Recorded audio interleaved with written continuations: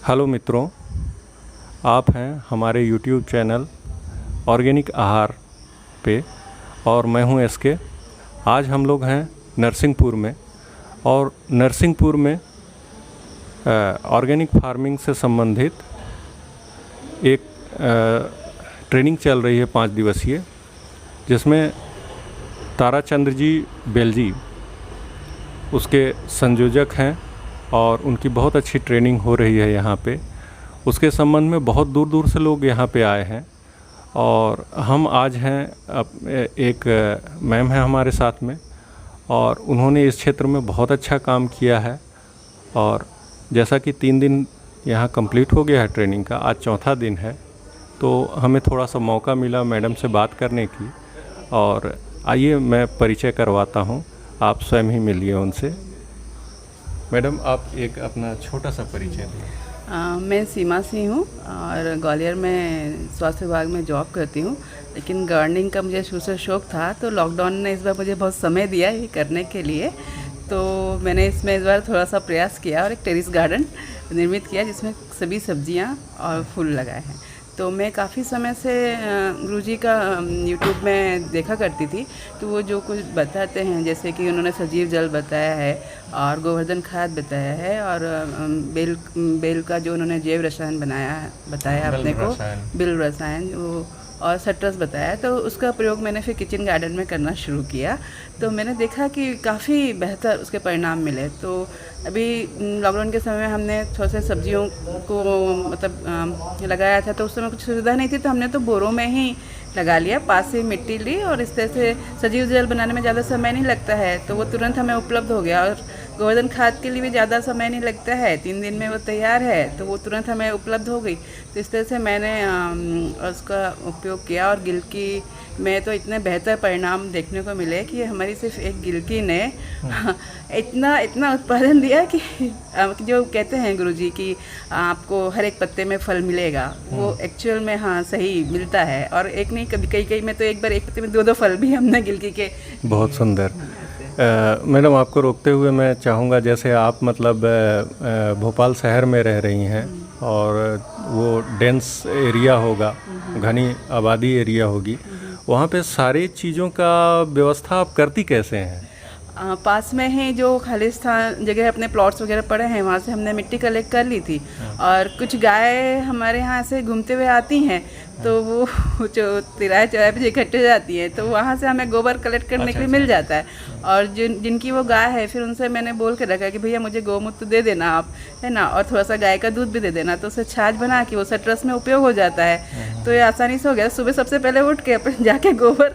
अच्छा, मतलब इच्छा होनी चाहिए तो कोई भी साधन या किसी तरह का रुकावट नहीं आती उसमें। ये आपने पूरी तरह सिद्ध किया है और बहुत अच्छा है।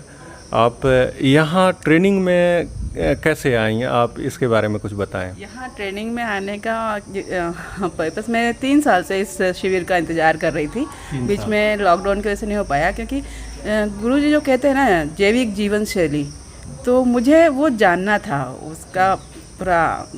इस वजह से मेरे को इतना अंतर, जैसे कि मैं स्वास्थ्य विभाग में हूँ, तो हमने देखा है कि स्वास्थ्य विभाग में रहते हुए कि बीमारियाँ किस तरह से अपना पसार रही हैं। तो थोड़ा सा यदि हम अपने जीवन को बदलें, तो वो बदलने के लिए थोड़ा सा जानना जरूरी था कि जैविक जीवन शैली क्या है और ऊर्जा विज्ञान क्या है, किस तरह से वो हमारे जीवन में काम करती है। और साथ साथ हमारे परिसर में, हमारे खेत में जहाँ हम रह रहे हैं, वहाँ सब ऐसे ऊर्जा कार्य कर रही है, तो उस चीज़ को समझना था, इसलिए मैं इस शिविर में।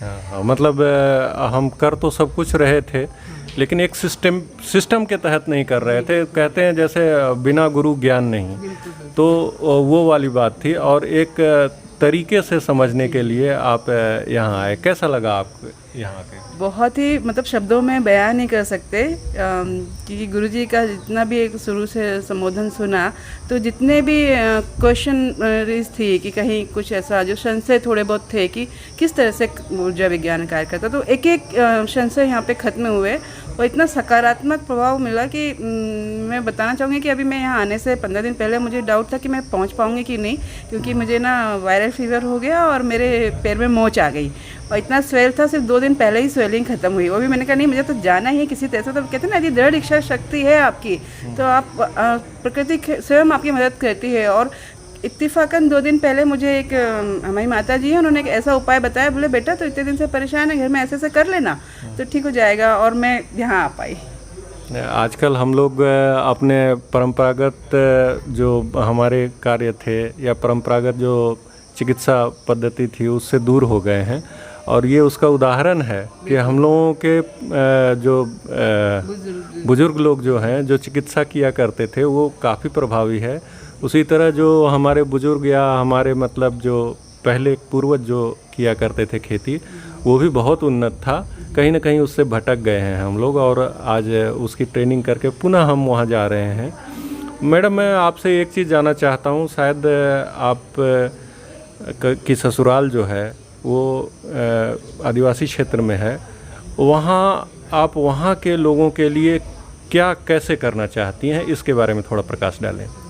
बिल्कुल, मैंने ये देखा है, जब भी मैं जाती थी तो वहाँ पे सुविधाएं हैं, संसाधन भी हैं, पर हम उसका सही से प्रयोग नहीं कर पा रहे। जैसे सबके पास गाय बैल सभी के पास है ना, और उनके पास गोबर भी है, गौमूत्र भी है ना। आसपास इतनी जड़ी बूटियाँ भी हैं, क्योंकि जो जैसे अपन जो कीटनाशक तैयार करते गुरुजी बताते हैं, उसके लिए वो सब पत्तियाँ पेड़ पौधे सब उपलब्ध हैं।